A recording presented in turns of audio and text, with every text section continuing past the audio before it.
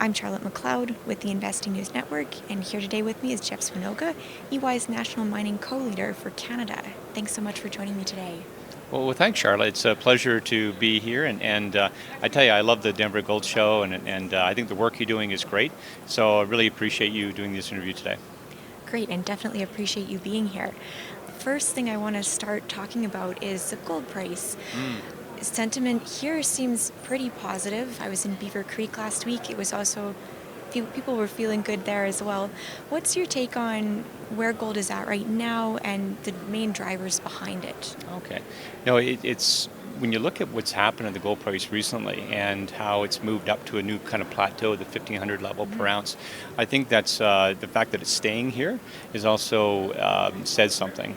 But the fundamental forces, like for example, for a number of years, it kind of ranged between 1,060 to 1,350. Now it's kind of moved up, and the equities really haven't participated as much on moving up to 15. So now the longer it stays at 1,500, the more that we're going to see the gold equities improve in terms of valuation. The fundamental forces that are happening, of course, are the central banks are buying gold.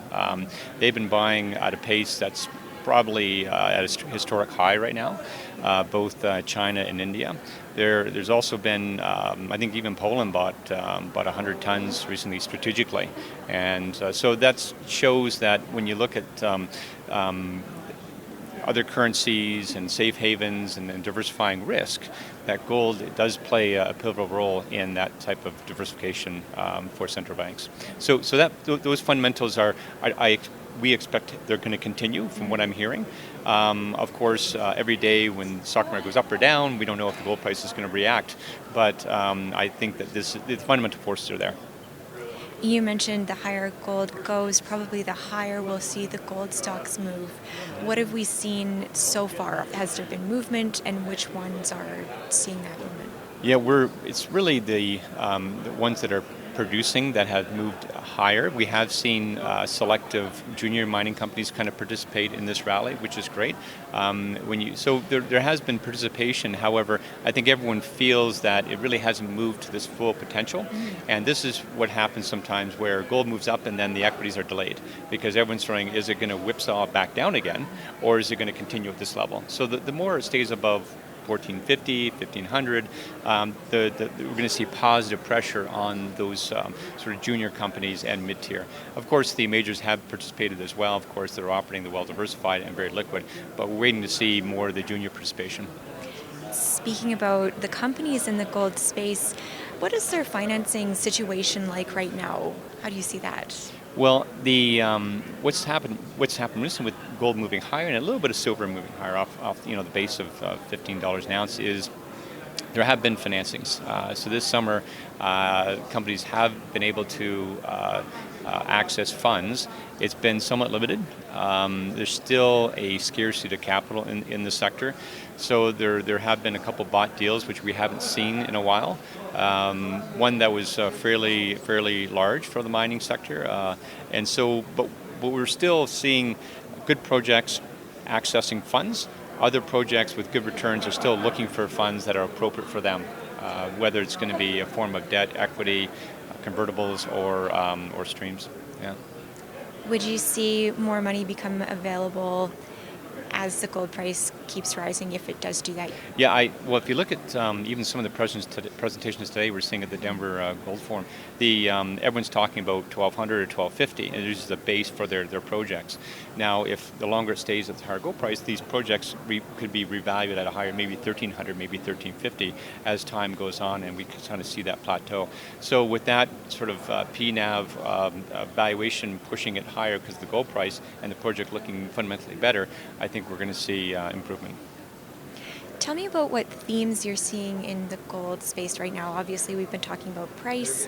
What else are you seeing right now? Yeah, well, gold consolidation. We all expected earlier this year to actually have a lot more consolidation happen, a lot more news.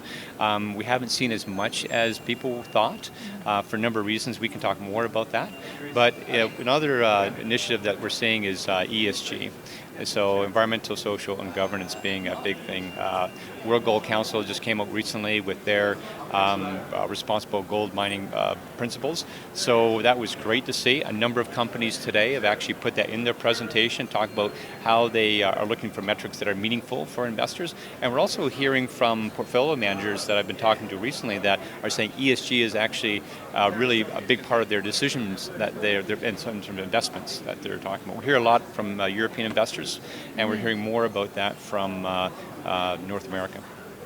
So for investors, you mentioned that they're becoming increasingly interested in that, which is great to hear. What are some things you should be looking for as an investor if you're looking for a company that does that well? From a gold consolidation perspective or ESG perspective? From an ESG perspective. Oh, okay.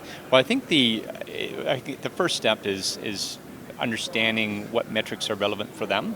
I recently did a presentation where we looked at a number of different areas, and every sector is different. They'll have different metrics for their ESG. So the mining, having the gold sector come out, or the World Gold Council summarize what the metrics are, I think that sort of crystallizes a metric that companies can use now and create a roadmap. Because there's been a big call for change earlier this year because of that big tailings failure. So I think the change is happening. Okay. The standards are coming out, investors can look at those metrics, but I think from a company perspective, they can actually demonstrate what metrics are important to them, the region they're in, the mining method they're using, and then investors looking at those metrics that they have actually disclosed in their presentations, and then watching them as they go forward and how they improve. Because it's not just adopting policies, it's a culture change at a company sometimes.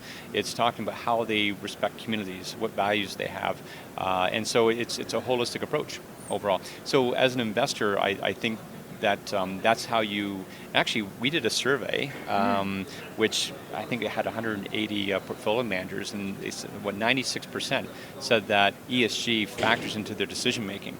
So it's just extremely important. So what's happening now is that companies are lining up their ESG programs in order to sort of satisfy investors and actually also satisfy their local communities and stakeholders around their projects. Okay, let's go back to mergers and acquisitions. I think this time last year was when we saw the first big mega mergers start happening, and we were told, well, many people believed we would start to see more consolidation, more divestments. Where have we actually ended up at this point? Well, where we've ended up, I think we're still in a transformational type of situation where we're still waiting for change to occur. There's been a lot of debate, actually a lot of speculation, what was going to happen today. Because last year this time we had Randgold and Barrick merge, and that was a big announcement. You go, oh my God, this is happening. So, but nothing really significant today, right? So I think there's sort of a wait and see approach.